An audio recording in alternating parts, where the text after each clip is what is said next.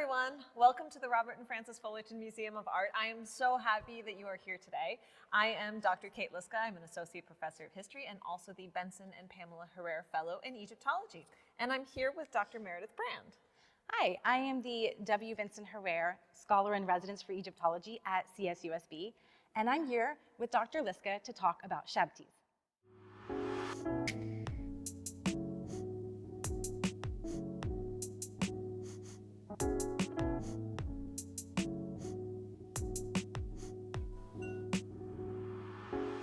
Hey, welcome back. We're so happy to have you here again for another episode on Shabtis at the Robert and Frances Fullerton Museum of Art.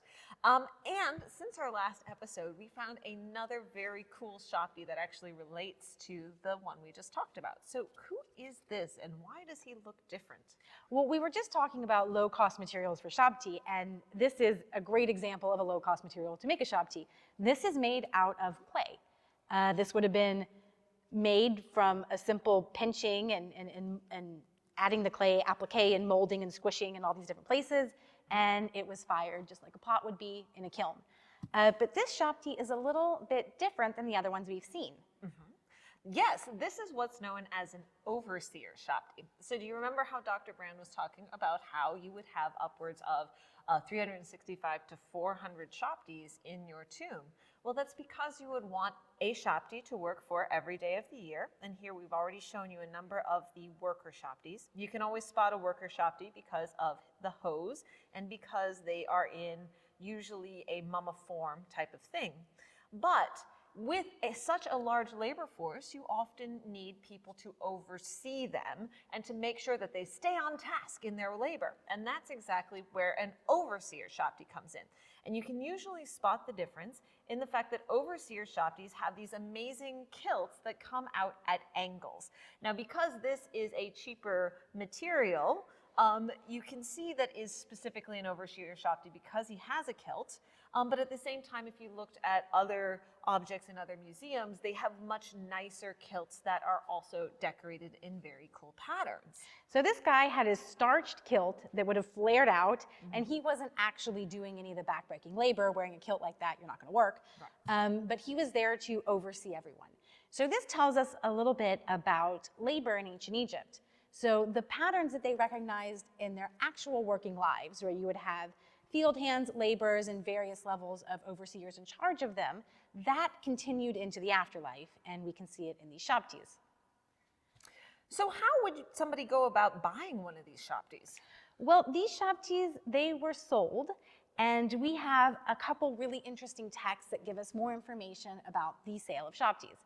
There's a really famous one from the late period that tells us people went to the temple of Amun and Karnak, where the chief overseer of the amulet makers would produce these Shabtis and presumably be for sale to people. Now, the temple of Karnak in the late period, so something like 700-800 BC, that place would be very famous, right? It would be huge. It would be the center of their religion. And even in some ways rivaling the power of the king at that point, it would be so large. It was a very big religious institution. So what, me could just, like, anybody living in Egypt could just go knock on a temple door and say, hey, I want to buy a Shabti? Like, how does that work? The thing's like a mile long. Yeah, I mean, the logistics of it are not actually explained in the text. All we have in this text are that the amulet makers in the temple of Karnak, they are presumably selling these Shabtis to different people. So this text is so amazing because it's a contract where it's somebody who wrote that they bought the Shabti from the amulet maker in the temple of Karnak. And you would want to buy from the temple of Karnak because, as the contract says, the god Amun-Ra guaranteed that these Shabtis would indeed work in the afterlife. So that's why a temple has jurisdiction over a tomb.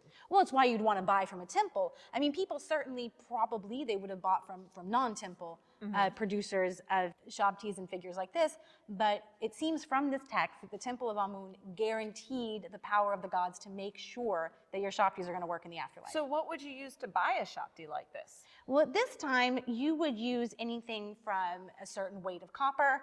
You could buy like in kind, you could buy in grain, or you could use, leather goods, oil, anything like that. You could exchange in kind is most probably what they would have done. Oh, that's fascinating. So are you saying that I could like take some grain that I harvested and buy a Shabti with that, or take a pair of leather shoes that I made and buy a Shabti with that, or would I need metal? Well, it depends. I mean, on the cost. So if you wanted to buy the full suite of all the different Shabtis, it was probably going to cost you a little more than a sandal. So it probably would be, some grain, some sandal.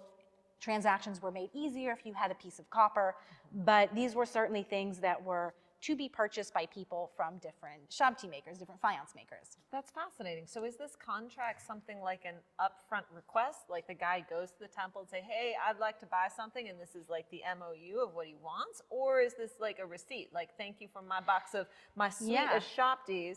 Here's the receipt saying it was purchased. It's a receipt, and the person took this receipt and put it in their tomb with the Shabtis because he wanted that verification in his tomb that indeed these Shabtis are sanctioned by Amun and they will work, and he paid full price for them. So it's a guarantee that it's going to work. That is fascinating. Yeah. So these Shabtis, these were something that we can see a shift, certainly in the third intermediate period and the late period, to be able to make something on a mass scale. These are things that could be made in molds, made quickly, and this is a turn to a different kinds of consumerism in ancient Egypt. A lot of people wanted these. A lot of people were buying them, presumably in a market. We don't really know, but we do know that they are different in terms of material culture. This is something that is new in ancient Egypt in the third intermediate period and late period, where people would go, they would buy tons of these, and they were accessible to a large portion of the population. Well, that is fascinating. It is.